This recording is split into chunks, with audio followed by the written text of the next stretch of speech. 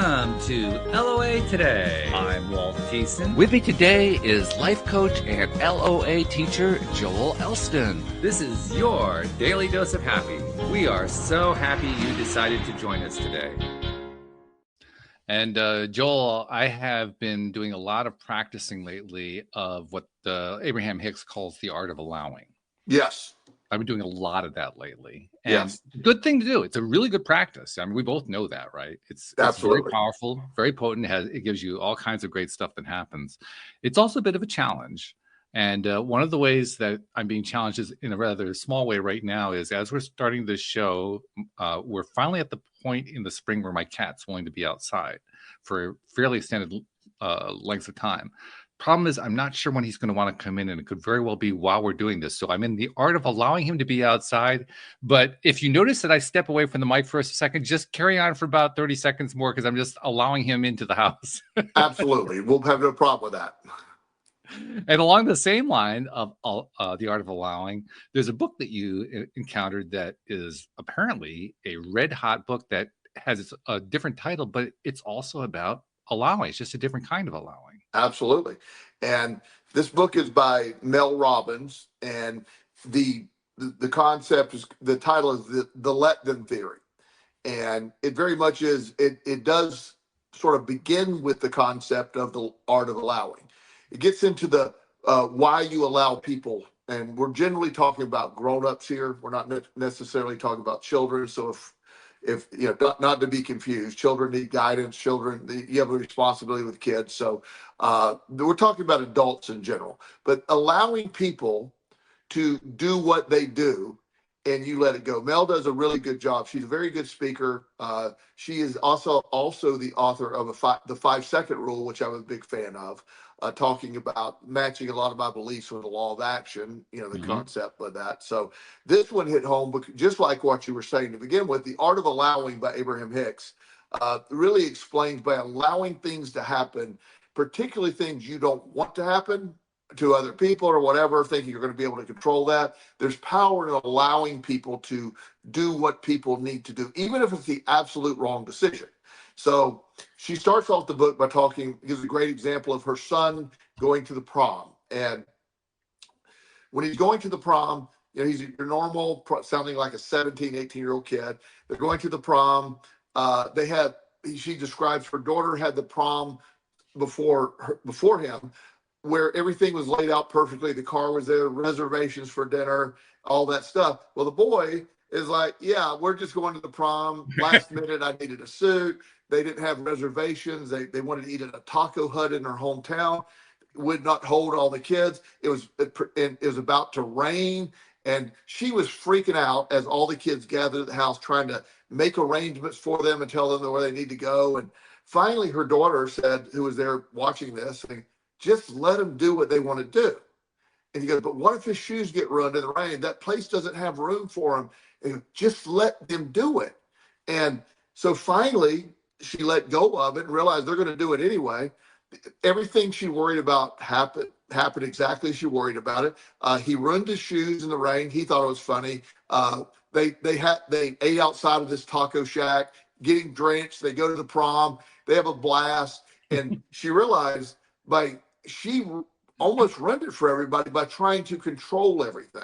Mm-hmm. And that led her into further research. And when it comes to controlling people and not putting yourself in a position where I want this to happen and I need you to do it this way and somehow be offended. Her next example was she realized by looking at Facebook, a bunch of her friends had gone on a trip and didn't invite her. Ooh. And so, of course, in her mind, she said, they're alienating me. They and created all these scenarios. She was very angry, but didn't want to admit she was angry. And again, she started applying this. I just need to allow them to do what they're going to do. I need to allow. And it gets deeper and deeper and goes on many different directions. And it even addresses enabling people, doing stuff for people that they should be doing for themselves by you're actually debilitating them. Yeah. So I love the overall concept, and I want to focus, as you're saying, on the sort of the law of attraction side. When you allow others to do what others are going to do, you free yourself up to attract what you want. Instead of, in your life, you can only control the controllables in your life. Trying to, master someone else's life and making them do it the way you wanted to do it is very frustrating, creates anxiety, and actually has an opposite effect on you. You feel out of control. It have all these emotions attached to it. It's very healthy to allow. It also has a negative effect on them too. I mean, it doesn't just negatively affect you. It basically negatively affects everybody. Absolutely. And yes, it's like allowing, Justin, my son Justin is 19. He's doing really well. He's got a great job. He's got one more class to finish up for school. Everything's fantastic. Except he occasionally will make the absolute stupidest decisions that 19-year-old make. And as most 19-year-olds do. And I used to tell him all the pitfalls and all the reasons. He ended up doing it anyway, and I get frustrated. And I said, well, son, my new thing, and remind you, this is before the book, but I actually realized I need to allow him. When he was 16, I needed to control that more because of safety reasons and liability situations. But at 19, I need you to figure that out for yourself. And he's doing a good job with it. And some things don't work out. Most things that he plans that are not logical end up giving the results to think, but I allow him to feel that. And he's learning from that. So taking the stress of life away, of worrying so much about what other people are doing, family members, friends, loved ones, or if they're doing it without your consent or you being left out, you remove all of that by implementing the practices she talks about in the book, which literally mimic the art of allowing, talked about in Abraham Hicks's books. Yeah, absolutely. And you put in the proviso that we were talking about adults here.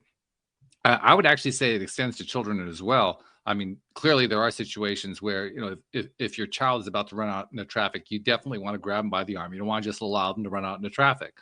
The thing that is fascinating to me is how rarely situations about like running into traffic actually show up. Right. Most of the things that parents want to control kids on have nothing to do with running out into traffic or something equivalent to that. Most of it has to do with, I think the kid should learn this way. Yes. Well, and absolutely. And the stuff she was stressing, when I say leave out, you as a parent, you have responsibilities to your child's safety. You do, of course. So in safety issues and the other things that you certainly have to make decisions based on that. When a kid says, hey, I met this really nice man down at the mall and he wants to take me to the movies. You can't allow that to happen. No, that's like big warning flag there. Yeah. So there needs to be like, probably not a great idea. Right. So, but then you're right, but it works on a lesser degree by allowing them that. But the only caveat when you get to adulthood, allowing whatever, horrible decisions. Yes, I know it's a horrible decision. It is a terrible decision. I'm not going to be able to stop them. So allow that, and either it works out and they just will do it again until it doesn't work out, or it doesn't work out and the consequences of the action maybe helps them realize that wasn't a good idea to begin with. And there are going to be some cases where it doesn't work out and they keep doing it the insane way. They just keep repeating the same behavior again and again and again. That was my plan. That was my course of action when I was young. I believe it's known as addiction, right? It is. I just, no matter what. But eventually, by being allowed to do it, and my parents, who had the best of intentions when I was going through my addiction, I would manipulate them and say, look, I have this problem. I make up whatever story. They would bail me out, and I would keep gambling over and over and over again. If they would have stopped their process of trying to control my recovery and said, let's let them feel which they ended up letting me feel the bottom, so to speak. And it was finally the moment that I said, I want to stop gambling, not because my parents want me to. I don't like being in jail. Yeah. The jail food is unbelievable. You can take my word for it. You need to go there. It is really bad food. Yeah, I'm not going to test that theory. Yeah. So, but that's sort of the idea that I needed to learn that way. And the art of allowing people to do what they want to do is powerful. It's hard to watch a loved one that doesn't. They sit on the couch every day. They don't take any action. They're depressed, and you know what the answers would be. But the more you start nagging them, you need to get off the couch, you need to exercise, you need to go get a job. but that's all great advice. Mm-hmm. However, it's just going to be, it almost reinforces the helplessness. It almost, getting to that place. Now, that doesn't mean you can't say, if you're going to be living in my home, you need to be paying rent. So you figure out the process to make that happen. That stuff you can do. That's not controlling. That's just simply saying that's life. Yeah. But the idea that you're going to coax your wife or your husband into going to work out, if they want to do it, they'll do it.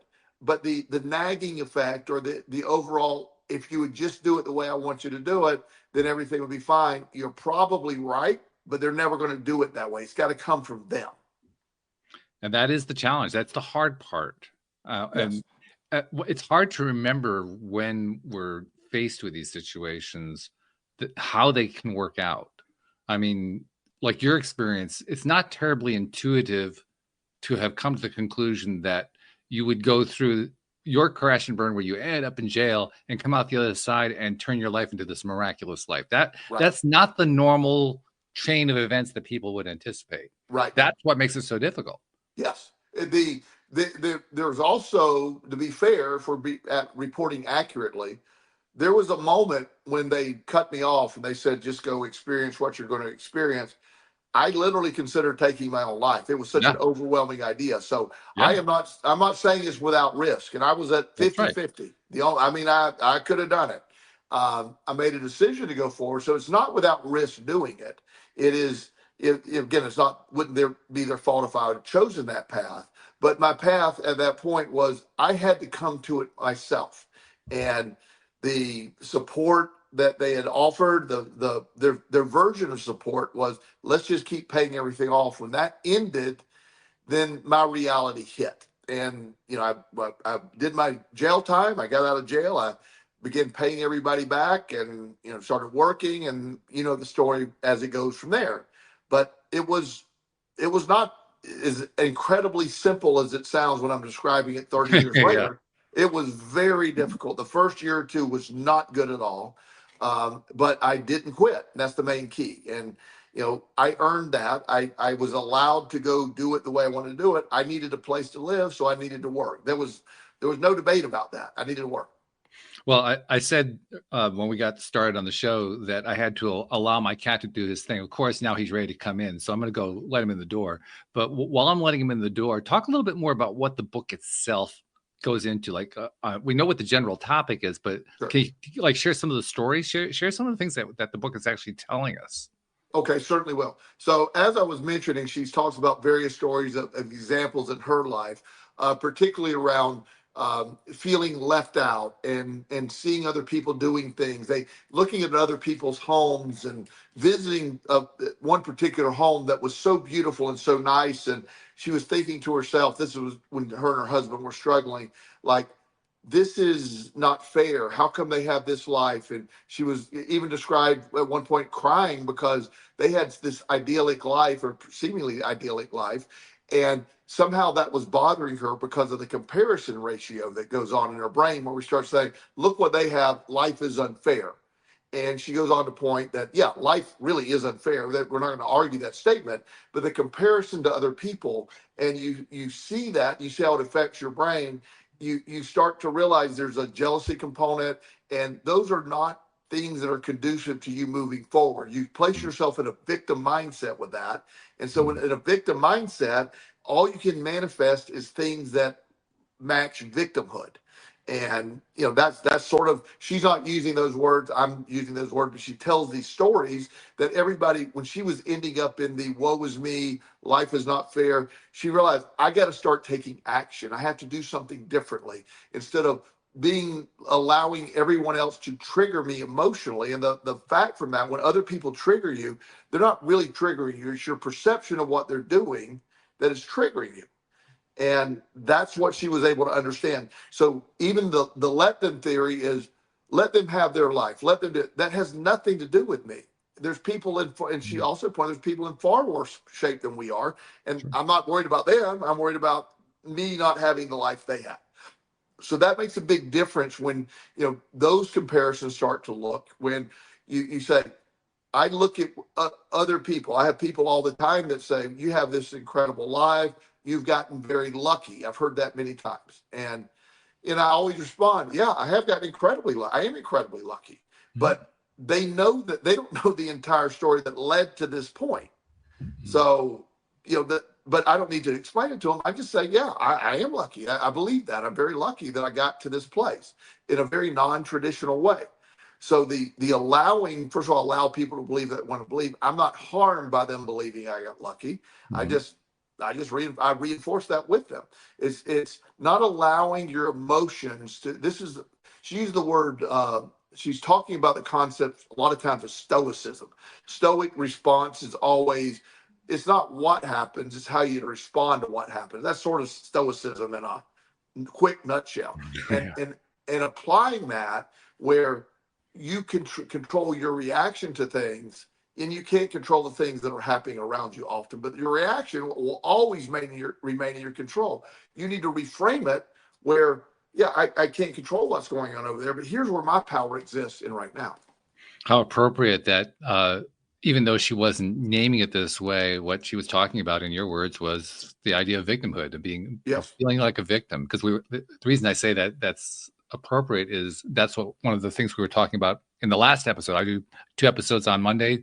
The earlier episode, we were talking about the exact same thing, about what it's like to be in that victimhood mentality and how big of a challenge it is to climb out of it.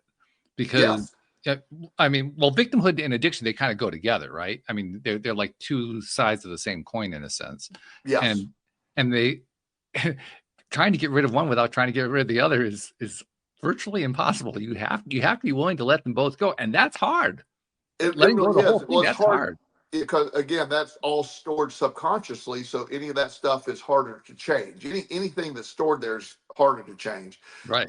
As most things are, and further in the book, where she's even starts talking about the different personality types, like avoidant personality, and how you can create scenarios. Like when you have an avoidant personality person with another avoidant personality, you're going to avoid the conversations. You're going to avoid, the idea. So mentally you get to a place like, well, you fill in the blanks for everybody else. And I've experienced that in relationships in the past where I'm not really avoidant, in the sense I like to talk about things, but when I try to talk about things, or there are situations where I'm like, okay, that's probably not best to talk about. When that person is avoidant, I have actually tiptoed around avoidant people because I know it would not be something they would want to do. So you see how, getting into that power, and not just how to deal with these things, but how to change it, how to rephrase things when you're working with either your loved ones or whoever's involved. But it's all about allowing first, and then being able to either live by example. For example, telling your kid or telling a person that you need to exercise. It's the healthiest thing you can do. When you're 35 pounds overweight and you're smoking cigarettes, that message doesn't get delivered. Not really, no.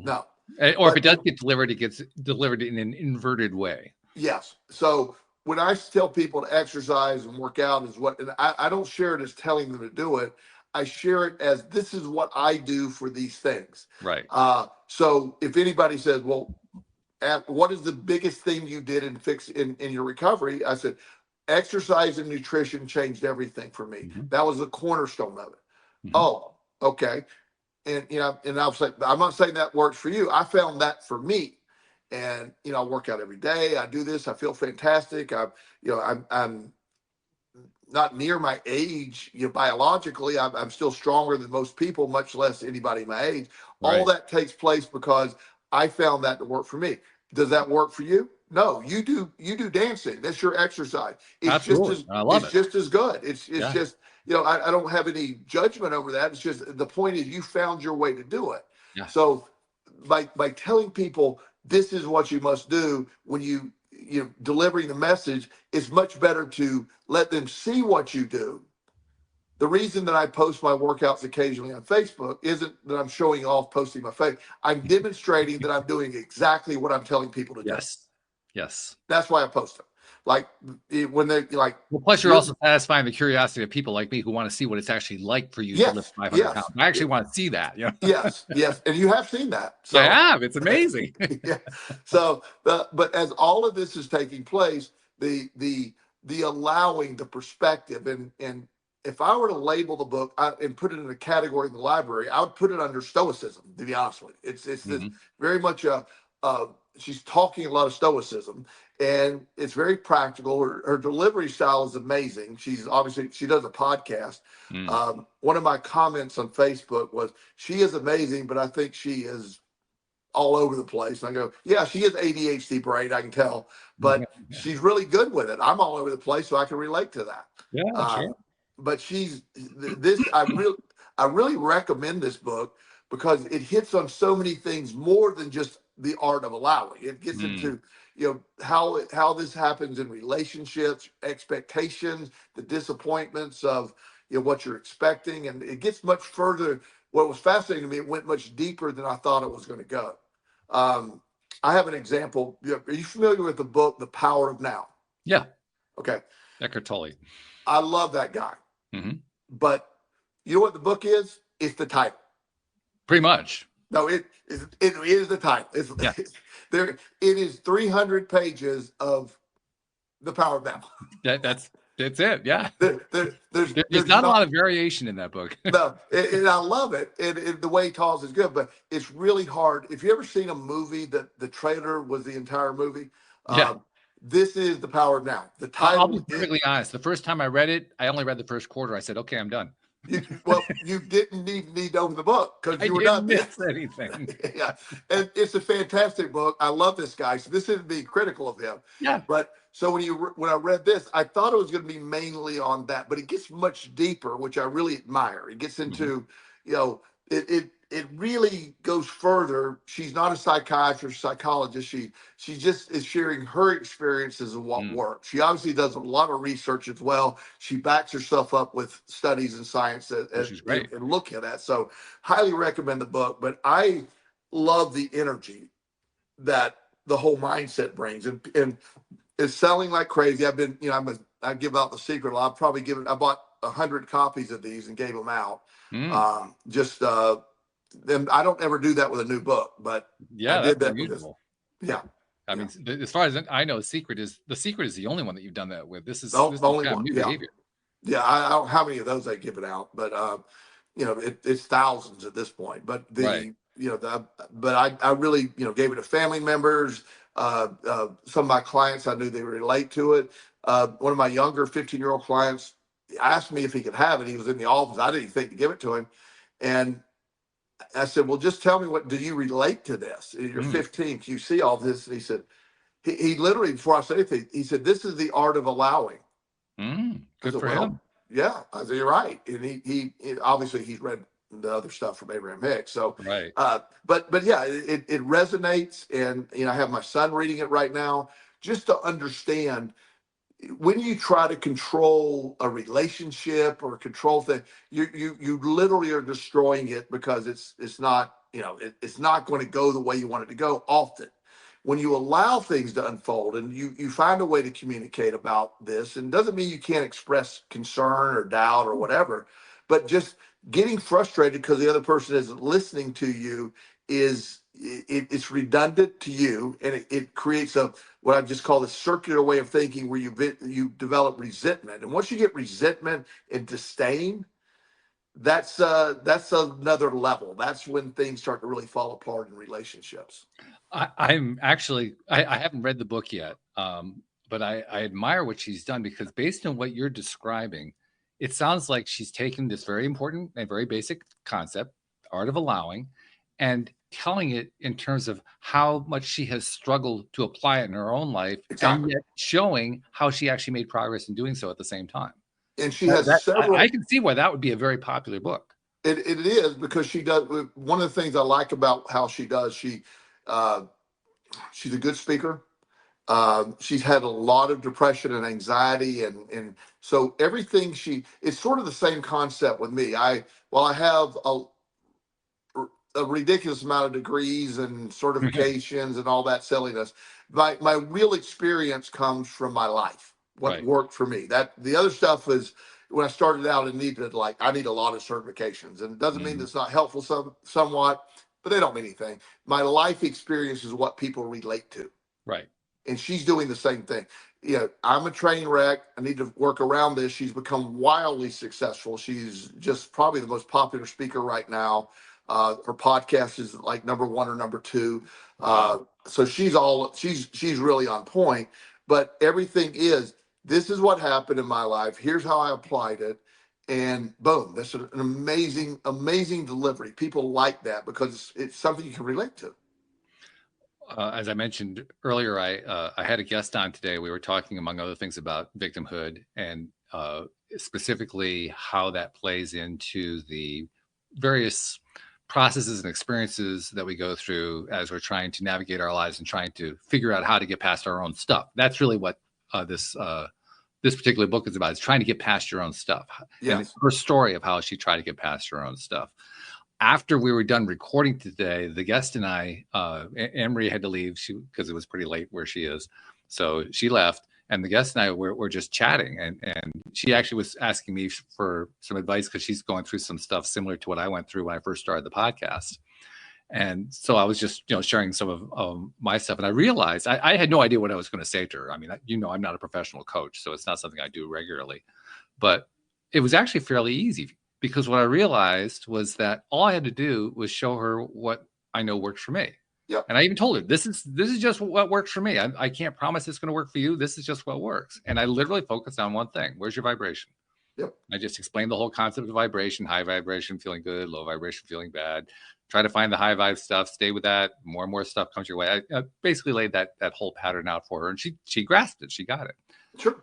In the process of having that conversation with her, what I realized was happening is that I was finding a way to share with her something that I knew worked without being tied to whether or not she was going to apply it. Yes. I mean, that's kind of what this author is doing. She's talking about how to be who I am, stay true to who I am, without feeling like I have to make it happen in someone else's life. Yes, absolutely. And that delivery style, and when you when I give talks or I'm in a coaching session, I always say, this is what worked for me in this scenario. Right. I'm not saying it works for you.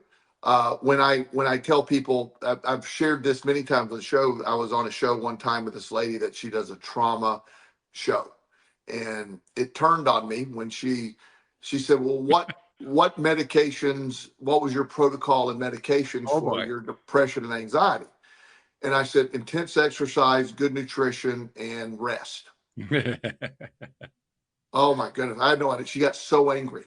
And she said, oh, no, you didn't have real depression. I go, yeah, I think I did. It felt pretty real to me. Well, you didn't have real depression because that doesn't work. And I go, I'm not saying it works for you. I'm saying you literally asked me the question, what did I do? Yeah. And it's what I did. So if you were to tell me that, I have people all the time that believe and tell me that crystals have healed them, I believe them and accept that crystals had healed them because I know that they did. Because not that the crystals did, their belief in the crystals did, but nonetheless, they still got to the same place. But she was actually offended that I wasn't going to get on board. I said, I tried multiple medications. They had, when I say no effect, I wasn't convinced there was anything in them. They didn't do anything. I'm like, these things are silly. That I didn't make me happy, didn't make me sad, didn't change anything. But exercise, mindset, meditation, all those things, I found a way to reprogram my subconscious brain, and I am not depressed or anxious anymore. I don't experience those things. If I do start to feel sad or anxious, I have remedies that include exercise and, the stuff that I do. So a lot of people will get stuck on when they're coaching or giving advice, they're expecting the other person to just totally buy into their concept. And I just suggest, here's what works for me. If it doesn't work for you, I have 1,000 other protocols, but I'm starting with what worked for me. And by the way, what you were also doing, I'm not sure that you really intended to do it, but you were doing it, was you were doing the let them. Yeah. I mean, you weren't going to try to talk her out of it. No. You had no intention of talking her out of her. I mean, you certainly didn't necessarily agree with what she was doing, but if she wanted to go down that path, fine. She was free to go down. That's the way you looked at it. You were just sharing what your belief was, and that was it. And that's absolutely the fact, because she, she's a very nice lady and she's very dedicated to what she does. But I did not mention this to her because I was, she was already really mad at me. Yeah. But I'm like, well, in a lot of ways, you have created a scenario, because she said, my trauma will never be healed. Oh, boy.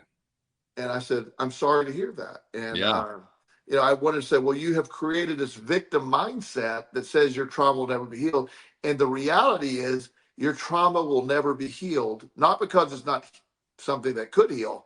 It's because you believe it'll never be healed. This is part of you until you decide it's not going to be. Which she probably did not take very well at all. I did not say that, actually. I'm just saying that's what I wanted to say. Oh, you did? Oh, good for you. Yeah. Yeah, because she would have, she ended up just dropping from the show anyway because she got so mad. But okay, yeah. Yeah, but and she apologized to her audience for having whatever she called me, a victim blamer or something. I think she called me.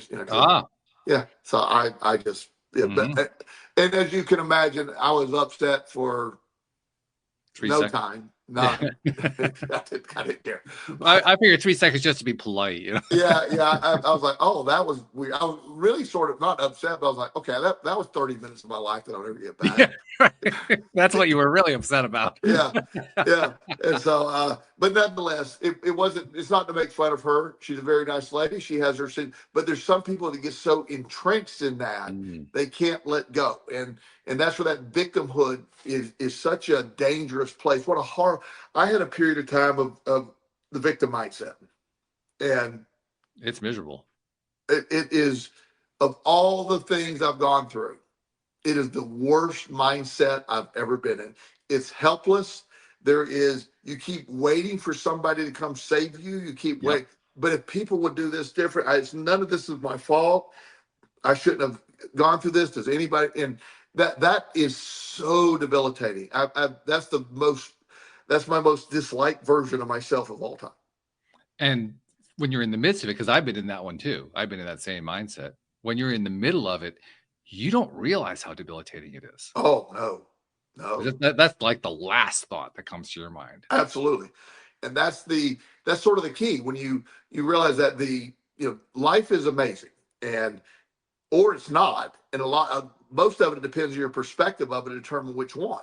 And so the belief that when you label yourself a victim and live in a victim mindset, you give up really any hope of changing. You're waiting for a scenario to change that's not going to change. When you understand it is my job to pull myself out of this, doesn't mean you can't seek help, because it doesn't mean you can't get the right support. But if you keep waiting for somebody to swoop in or change their behavior to make your life better, then you're stuck.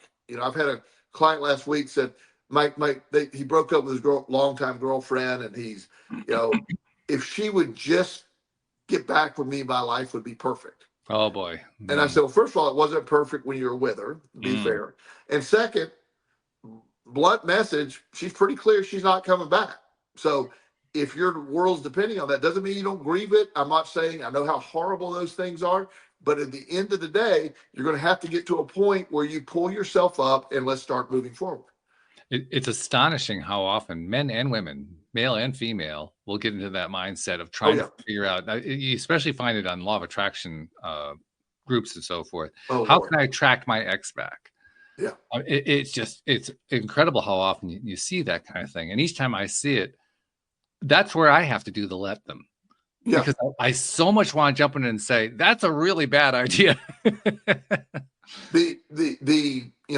of the things that I dealt with a guy last week, and he's very good friends with this lady, and he wants to be with her. He wants to be with her emotionally and all that. And he said, how do I manifest? And she's been very clear to him that absolutely no circumstance at all are they going to be, they're friends. He said, so how can I manifest her to me? And I said, she told you no, so you can't. You can, what you can do with this is find the essence of the relationship and attract that. You're not going to get her, but now that you're open to that idea, so what qualities in her do you like the most? Those kind of questions. And you can manifest that, but you can't manifest her. And as long as you believe that she is the only answer there, you're going to be miserable. One of the most fascinating things from my perspective was when I first encountered somebody who was not only very well versed in law of attraction theory. This person, she was also an expert, particularly in the Neville Goddard side, and was I think I'd say a rabid promoter of Neville Goddard's teachings. Yes. And Goddard actually includes some phrasing in one of his books where it makes it sound like you can manifest somebody back against their will. Now, he doesn't actually say that. And you have to kind of interpret it in order to get that conclusion. But it's not too hard to draw that interpretation. It's not really what he's saying. He was actually saying something else. But you can kind of draw that interpretation. And this woman was not only saying that, yes, you can manifest somebody back, even against their will, but that she had done it. Yes. And I was really interested in that. And it was a difficult conversation to have, not because I was finding it challenging, but because it was hard to get her to tell the story completely. She wouldn't give me all the details. But after a while, I was able to get some of the details out of her. And what emerged was that the relationship that she did have with this guy was a very manipulative relationship in all ways. So what she had managed to do was to get him back into a manipulative relationship after he had escaped a manipulative relationship. Yes. And so she interpreted that as, well, I attracted him back against his will. Yeah, I mean, and that's one of the problems, because when you have I have historically been in situations where I had sort of attraction to another person, but it was not a possibility. And there's a moment of like, what could I do to convince her of that versus what is the essence of what she brings to the table? Let me find that, because what am I liking about, what is so attractive about this one individual that makes it happen? And so when, Mike Dooley says that, he talks really well about this topic on a different sort of analogy. He was talking about a little boy that had a bicycle and saw a bicycle he wanted to belong to his best friend.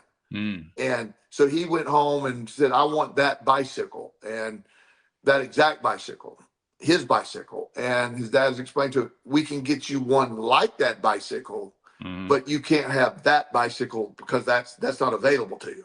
And he was one of the first ones that I heard in law of attraction sort of really delineate between, no, you can get the theory or the essence or the idea, but you can't have, if you go on my house down Anna Maria Island, people have done this. So I have my house down there.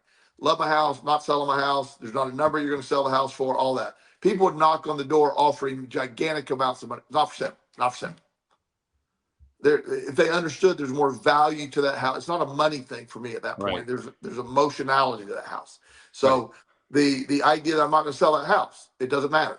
And they had no chance of getting that from me. However, there's a house literally almost identical to mine right next door that went for sale. He could have bought that, but he was not going to buy my house. Yeah. This is where it gets really interesting to see what lengths people will do in order to continue along the track they've been on all along. The story of the young woman I told about who was determined that she was able to attract somebody back, an ex, back into a relationship against that person's will. I mean, she basically got what she wanted, at least in theory. And all I could think was, well, they have a very manipulative relationship. It was very clear to me there was no actual depth of relationship going on. It was all about game playing, basically. They were playing games. It was like, power struggles and all that kind of stuff. A lot of codependency. A lot of codependency. Yeah, all that kind of thing. And I thought, wow, she attracted exactly what she wanted. She wanted a highly codependent, highly controlling relationship. Well, and in that case, she did get exactly what she wanted. However, it's the unhealthy nature of it that allowed it to be, Well, because that's they're just it. There's entirely, a price yeah, tag. There's yeah, a huge price tag there. yeah. And so, the idea that she thought she did that, and she did She to did. some degree, Yeah. but she didn't long term, Yeah. Long term, she set herself up. Yeah, that she set herself up for misery Yeah. eventually, Oh, yeah. and she's got to deal with that. But again, let her do it. Let her do it. And as long as she believes she literally did that. But when somebody tells you, and this is when they say there's no chance and this is done, you need to believe them, because Mhm. it is so hard to live a life when you keep thinking, if she just heard me one more time, maybe I didn't say the right thing, or vice versa, men and women, it doesn't matter which one. But I've seen relationship after relationship, when it comes to an end, the inability to let go of it without getting to a point. I have a couple of clients that eventually had protective orders placed against them because they wouldn't quit contacting them. Wow. Yeah. Yeah. Hmm. Yeah. And so you have to be in a place of attraction. And one of the things that this book hits home with is, she's not a law of attraction specialist per se, Right. but obviously her stuff has a lot of that intention in there. It's It like, does. Yeah. she doesn't name it, but she certainly, because when this action happens, you're feeling this way, you'll attract more of that. And she went from basically being bankrupt. They had a bunch of restaurants they lost, and Mhm. she couldn't get out of bed. She got all these things, and she had to get remedies for all this. And she readily admits that my controlling nature with my kids really screwed up my kids. They're in therapy now, and so what people relate to her about is, she's a real life person. She Yes. doesn't mind sharing her flaws. One of the things that I think is helpful in my practice is I openly share all of it, good, bad, Hmm. ugly. I don't, if I mess up, I readily admit I mess up. I tell about my past. I'm not proud of my past, but I also have come to a point knowing all that happened. I'm not going to hide behind it. I'm not going to Hmm. try to sugarcoat it. Right. And she does that as well, which makes it a much more attractive. When you see a flawed character do well, you Yeah. root for the flawed character. You do. Yeah. Yeah. Because what she's really doing is showing you how she grew, and thereby providing a model if you're in a similar situation, so that you can believe, well, if she can do it, I can Yes. do it too. Yes. And that's what you do with your clients. You basically show them, I did it. Yeah. And so that allows them to draw the conclusion, well, if Joel did it, I guess I can do it too. Yeah. Well, one of the things that's happening coming up soon, and I'll let you know. We might even do a show on this.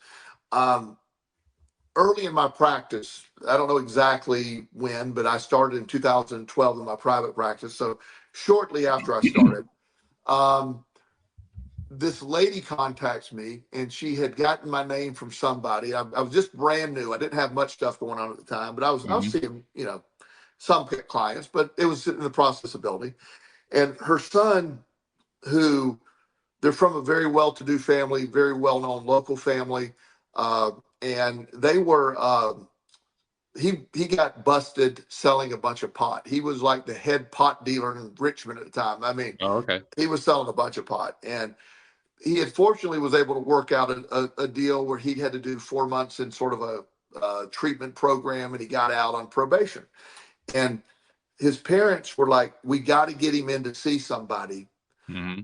And he doesn't like traditional therapists. He thinks they're terrible. So they Uh-huh. ran across Okay. my name. And so they came in and they interviewed with me. They spoke with me. They said, you know, because one of the things he asked, and he said, "We need you to see somebody when you get out." He said, "Mom, that doesn't work for me." And he said, "If you find somebody that screwed up as bad as me and turned their life around, I will see them." And so they did, and it was me. So where this story gets better is, his name is Tucker. He is, we obviously aren't clients anymore. It's been years ago. He's starting his own life coaching practice. Wow, Uh, good for him. Him and his mom, his family are part of a documentary about addiction and the way you Oh, respond as a family. It literally blossomed into a whole nother thing. So the idea that the generational effects of our healing, like Mel Robbins is doing, this Right. is affecting people now and then going forward. When you, whoever, Walt or any of our audience, when you learn that you can assist people by not telling them what to do, by giving examples of what worked for you, or what you're doing, that, you know, if you're somebody who has great wealth that told you how they got great, get a pen out, because that's how you want to learn that. Somebody that's indigent and, you know, living in you know, in not great conditions, giving you wealth advice is not really exciting.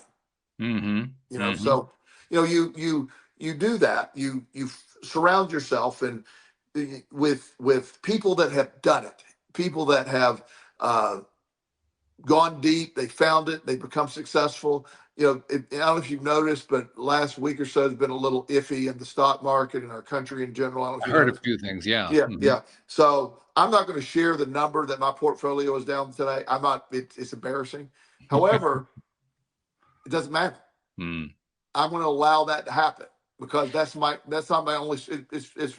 What can I control? It's too late to sell, so just hang out. Yeah. I had a conversation with a woman just the other day in which we were joking about how people's 401ks are now 201ks. Yeah, yeah. In fact, mine would now be a 101k. Yeah, that you know, which that makes it such a Justin.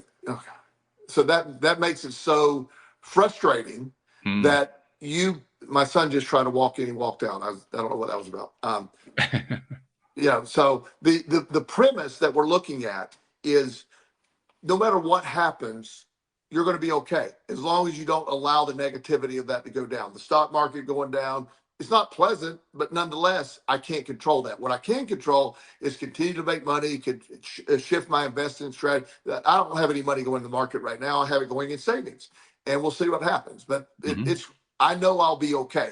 But my perspective is the main thing that dictates that. Yes. Yes. You And know? the big challenge is can you maintain your perspective during the downtime, which is what you're experiencing right now. Yes. And I'm sure you will because you're good at it. Yeah. One of the things that's similarly difficult about the let them philosophy is kind of the same thing. When you're in the midst of dealing with somebody who's doing something that you really don't like, can you let them do it anyway? You know now, I mean, you've been exposed to enough by reading the book or by listening to Joel and Walt or whatever. You're exposed to enough now where you realize, yeah, I really need to let them do it, but now I actually have to let them do it. Yeah, well, that's the hard part, to let them do it. And, yeah. Especially, again, somebody you care about, somebody you love. It's hard to watch that happen. And it is. You know, go ahead. I thought you had something you're saying. So no, anyway, no. But I love, again, wrapping up on the book concept, it is stuff you and I've talked about, but it's packaged so nicely. And it is a much deeper dive than I thought she was going to do. And I really, really do recommend this. I think it helps in so many different situations, way beyond what I initially thought it would be. It went much deeper. And it's fantastic too, because I mean, well, we've been talking about law of attraction here on the show for 12 plus years now, and enjoying every time that we did. And sometimes we go right on the topic. Sometimes we go flying off on a tangent or down a rabbit hole, and then we always find a way to come back. But the bottom line is, anytime that we add something new that is basically talking about the same thing we've always talked about, it helps refocus. It helps us to give more attention to it, and it also helps to deepen our understanding. I mean, I think we could both pretty much define and discuss law of attraction in 5 minutes, but we've spent years doing it. Yes. Because it's just so worthwhile to just keep doing dive after dive after dive on it. Well, and what is, it's the most simple thing. We've talked about it far more than was necessary. But I think the idea of, when you really break it down, here's a perfect example. I posted this on Facebook. You commented on it. This is a lacrosse ball. Yes. So last week, you know, I after a heavy day of weightlifting, my right shoulder and back was just really stiff. And I've recently moved, and I threw most of my other stuff away and bought new stuff.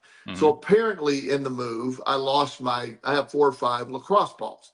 What I do with them is lay on the ground, and I roll on them over the sore spot. It's really good about it's like a loosening massage. up. Yeah, a massage.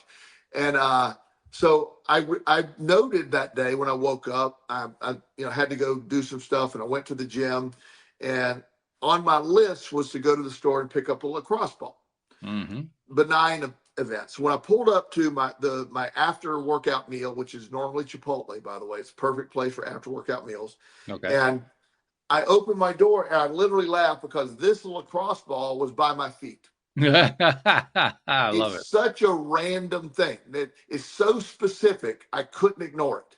It's, there's nobody believes this stuff more than I do. I implement it all the time. But to be so specific by my foot when I just opened the door, right? How was that possible? Yeah. Except through the law of attraction. I didn't even think these things cost what, $1 or $5, whatever. They cost nothing. And so I wasn't even trying to manifest it, just by merely thinking about something and being in the vibration that I remain, it just showed up. Yeah. And how rare a thing to show up. I mean, I can't even tell you the last time I saw a lacrosse ball.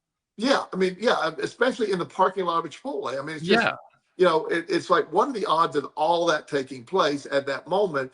And it to me, when these things happen, obviously I got a lacrosse ball, so I needed that for my back. So but there you go. Beyond that, it just reinforces with me that you can get so in tune with this concept that it's so simple. But there never was thought, universe, bring me a lacrosse ball. I'm just going to go buy a lacrosse ball. I need a lacrosse ball. All it heard was, you need a lacrosse ball. Here's your lacrosse ball, Joel. Thank you. Yeah. It delivered. And the reason I'm so excited about that, because it is so insanely specific. I have, in my lifetime, have never seen a rogue lacrosse ball in a Chipotle parking lot. Or any parking lot. I'm struggling to think, have I ever seen a rogue lacrosse ball anywhere? Yeah, it's just not the thing you normally just see lying around in the parking lot. Not really, no. Yeah. So yeah, but this is basically, we're kind of down a rabbit hole, but this is a reinforcement about why it's so good to read a book like this one. Yes, absolutely. Because this Let Them book it's basically a way to just reset our mindset on the basics of how we get what we want in life. And it's useful to do that because we live in this crazy existence. It's a 3D high contrast existence, all kinds of crazy stuff going on. Sometimes it's good to just kind of refocus on what the basics are so you can remember what they were. Yes. It's because we forget. And because we forget, we don't always, follow the best way to get what we want. And that's completely it. That's the whole concept right there. When you're able to see it the way we have gotten to see it for the most part, you have access to stuff that is incredibly simple, incredibly easy. You were talking about the Facebook groups that argue about law of attraction. Yeah. It's never anything to argue about. I might have a differing view. Sometimes I might have a differing point of view than some other law of attraction practitioners. We've shared those views before. But at the end of the day, our concepts are the same. It's really minor differences in how you see things. I just know what literally works for me. And because I believe it's necessary to work for me that way, that's the way it works for me. The way you do it, it works for you. I'm fine with that, even if it differs from what I believe. Yeah. Yeah. That's Let Them. Let them.